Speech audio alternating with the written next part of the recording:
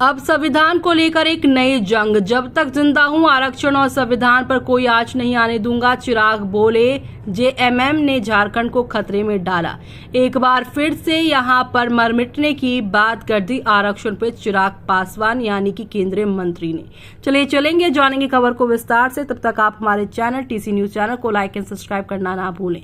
केंद्रीय मंत्री चिराग पासवान ने चित्रा में कहा है कि जेएमएम कांग्रेस सरकार ने झारखंड को खतरे में डाला है और राज्य के गरीबों का पैसा लूट रही हैं। उन्होंने भाजपा को समर्थन देने की अपील की और राम मंदिर निर्माण के लिए भाजपा के योगदान की तारीफ भी की है। इतना ही नहीं, चैत्रा विधानसभा से लोकसभा प्रत्याशी जनार्दन पासवान के नामांकन सभा में केंद्रीय मंत्री चिराग पासवान शामिल हुए। इस दौरान उन्होंने कहा, मैं अपने पिता स्वर्गीय रामविलास पासवान के संघर्षों की कसम खाकर कहता हूं कि जब तक चिराग पासवान जिंदा है तब तक आरक्षण और संविधान पर कोई आंच नहीं आने दूंगा। चिराग पासवान ने हेमंत सरकार पर निशाना साधते हुए कहा कि जेएमएम और कांग्रेस की सरकार ने झारखंड को खतरे में डाल दिया है। उन्होंने कहा है कि मुख्यमंत्री हेमंत सोरेन की सरकार राज्य के गरीबों का पैसा लूटकर अपने घरों पर लगा रही है। केंद्रीय मंत्री चिराग पासवान ने कहा है कि जेएमएम कांग्रेस ने राज्यों में महिलाओं को आरक्षण अब असुरक्षित कर दिया है। युवाओं को 5 लाख नौकरियां देने के नाम पर 5 सालों तक ठगा है। इसलिए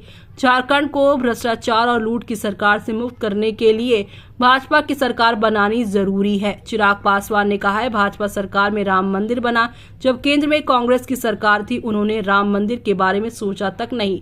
500 सालों से रामलला धूप धूल गर्मी बरसात सहते रहे। कांग्रेस की सरकार के दौरान भगवान राम को टेंट्स में रहना पड़ा और उनकी कोई सुध लेने वाला नहीं था। लेकिन देश में भाजपा की सरकार बनते ही भगवान राम भक्तों को भव्य राम मंदिर देखने का सौभाग्य प्राप्त हुआ, जिसका लोकार्पण और राम मंदिर का प्राण प्रतिष्ठा देश के प्रधानमंत्री नरेंद्र मोदी ने किया। इससे पहले चित्रा में लोक यानी कि एलजेपी-आर प्रत्याशी जनार्दन पासवान ने नामांकन दाखिल किया। चित्रा विधानसभा सीट को बीजेपी ने एनडीए में शामिल एलजेपी-आर के लिए छोड़ने का फैसला किया। 1980 के बाद ये पहला मौका था जब कि चैत्रा में बीजेपी उम्मीदवार नहीं होगा। इस सीट पर बीजेपी प्रत्याशी की कई बार जीत हो चुकी है, लेकिन साल 2019 के चुनाव में आरजेडी के सत्यानंद भोक्ता को जीत मिली थी। इस बार आरजेडी की ओर से सत्यानंद भोक्ता की बहू रश्मि प्रकाश मौजूद है चुनाव में। ऐसे में अब आपका इस पर क्या कहना है, हमें कमेंट बॉक्स में कमेंट